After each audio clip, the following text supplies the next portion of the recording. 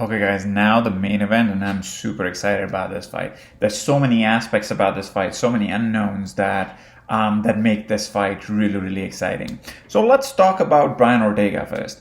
Ortega is coming off of his first loss, and this was against Max Holloway in his title bid in December 2018. He was stopped late in the fight, but he was pretty much dominated from pillar to post. Usually when a fighter that is streaking towards championship, gets to the championship and stumbles at the last hurdle, they come to lose the next fight. You can take the example of Gastelum, where he had a great fight with Adesanya, then lost his next fight to Till. Reyes had a great fight against John Jones, and showings prior to that, and lost against Blachowicz. Till had not so great showing against Woodley, and then came back to lose against Masvidal. And so Brian Ortega is coming off of his defeat against Holloway, and he might follow a similar path against Korean Zombie. So with that logic, Ortega might lose this one. However, Ortega has taken almost 2 years break between the two fights, and based on Ortega's mindset, he might be trying to get better in this time. Even though Ortega's stand-up is getting better, he's probably second best with the best strikers, including Korean Zombie. But the pressure he puts on them to move backwards is something that tires his fighters, and they end up making hasty move, which is primarily a takedown attempt, and Ortega capitalizes by catching them in a neck attack. It has happened way too many times. Cub Swanson, Renato Moicano, and a couple other fights that come into mind.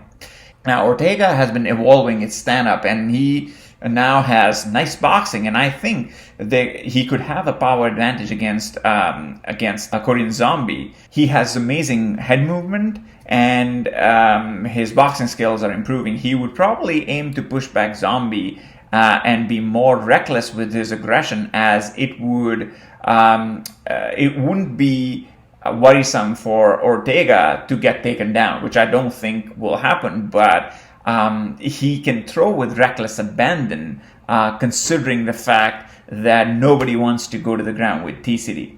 Ortega tries to get back at his opponent when he gets hurt, and he needs to be extremely careful when he's trying to rush Zombie, as Zombie has developed this new style where he can just escape the punch and then come up with a counter punch that helped him knock out Moicano and Frankie Edgar in the last two fights.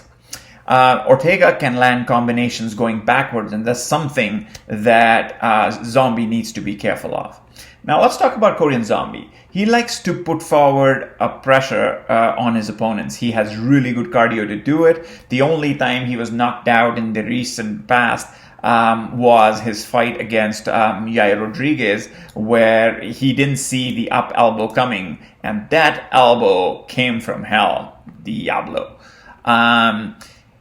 On paper, Korean Zombie should have an advantage coming in the striking game, even though Ortega is making leaps and bounds in his striking.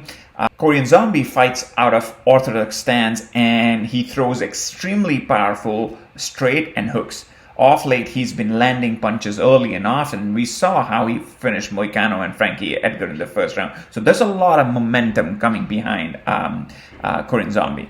Korean Zombie lands precision punches and has hurt his opponents more often than not, ensure that he has the finishing ability in this fight.